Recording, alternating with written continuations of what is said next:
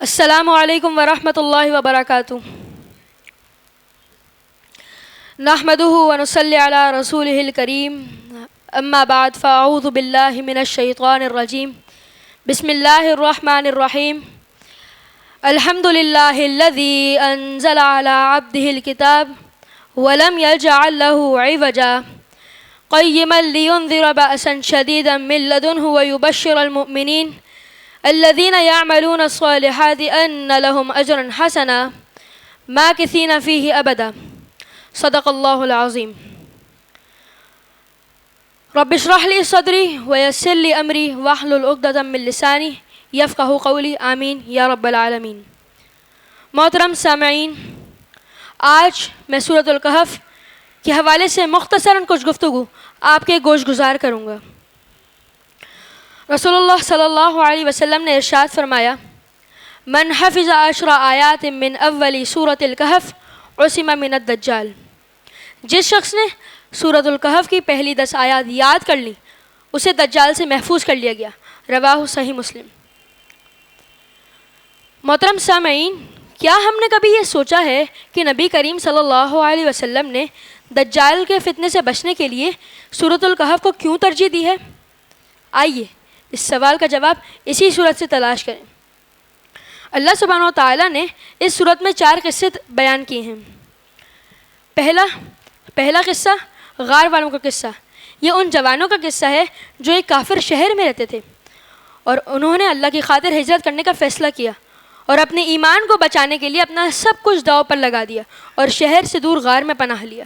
اللہ پاک نے انہیں غار میں رحمت اور فطرت کے عناصر سے تحفظ عطا فرمایا۔ اس قصے سے ہمیں یہ سبق ملتا ہے کہ جب ہم پر ایمان کی آزمائش آئے تو ہم اس کا سامنا کیسے کریں۔ دوسرا قصہ 2 باغات کے مالک کا قصہ۔ ایک ایسے شخص کا قصہ جس سے اللہ تعالیٰ نے 2 خوبصورت باغات سے نوازا تھا، لیکن اس شخص نے اللہ تعالیٰ کا شکر ادا نہ کیا۔ وہ کہتا تھا کہ میرا مال ہمیشہ میرے ساتھ رہے گا۔ اس کے تکبر اور ناشکری کی وجہ سے اس باغ پر عذاب آیا اور وہ تباہ ہو گیا۔ اسے اس پر بہت افسوس ہوا، لیکن بہت دیر ہو چکی تھی اور اسے اس کے پچھتاوے سے کوئی فائدہ نہیں پہنچا۔ اس قصے سے ہمیں یہ سبق ملتا ہے کہ جب ہم پر دولت کی آزمائش ہو تو ہم اس کا سامنا کیسے کریں۔ تیسرا قصہ حضرت موسیٰ علیہ السلام اور حضرت خضر علیہ السلام کا قصہ۔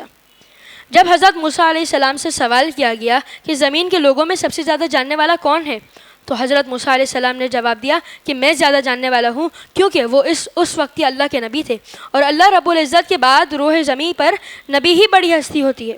لیکن اللہ نے اس پر انکشاف کیا کہ کوئی ہے جو ان سے زیادہ کچھ چیزوں کے بارے میں جانتا ہے۔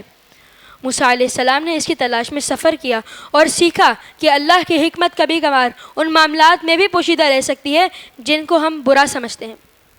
اور اس قصے سے ہمیں سبق ملا کہ علم کی آزمائش جب ہم پر ہو تو ہم اس کا سامنا کیسے کریں۔ چوتھا اور آخری قصہ ذوالقرنین کا قصہ۔ اللہ ایک عظیم بادشاہ کی قصے کا تذکرہ کرتا ہے جسے علم اور طاقت دی گئی کہ وہ دنیا میں سیر کرتے ہوئے لوگوں کی مدد کرتا ہے۔ اس نے لوگوں کی مدد سے بڑے پیمانے پر ایک بند بنا کر یاجوج ماجوج کے مسئلے پر قابو پانے میں کامیاب ہوا جسے وہ ناممکن سمجھتے تھے۔ اس قصے سے ہمیں سبق ملا کہ جب ہمیں طاقت نصیب ہو تو ہم اس کا سامنا کیسے کریں۔ سامعین گرامی، توجہ فرمائیے، دجال جب قیامت سے پہلے حاضر ہوگا تو 4 آزمائشوں کے ساتھ حاضر ہوگا۔ ایمان کی آزمائش، وہ اپنی عبادت کرنے کا کہے گا اور اللہ کی عبادت سے منع کرے گا۔ دولت کی آزمائش، وہ لوگوں کو اپنی دولت سے اپنی طرف مائل کرے گا۔ علم کی آزمائش، وہ لوگوں میں غلط خبریں پھیلا کر اپنی طرف بلائے گا۔ چوتھی آزمائش طاقت کی آزمائش، وہ اپنے طاقت کو آزمائے گا، مثلا بارش کو برسا کر اور بارش کو روک کر وہ لوگوں کو اپنی طرف بلائے گا اور زمین کے بڑے بڑے حصوں پر قابو پا لے گا۔ یہی وجہ ہے کہ نبی کریم صلی اللہ علیہ وسلم نے ہمیں سورۃ الکہف کی پہلی 10 آیات یاد کرنے کو کہا ہے۔ اللہ تعالیٰ سے دعا ہے کہ وہ ہمیں اس صورت میں اور مزید غور و فکر کرنے کی توفیق عطا فرمائے اور دجال جیسے تمام بڑے چھوٹے فتنوں سے ہمیں محفوظ فرمائے۔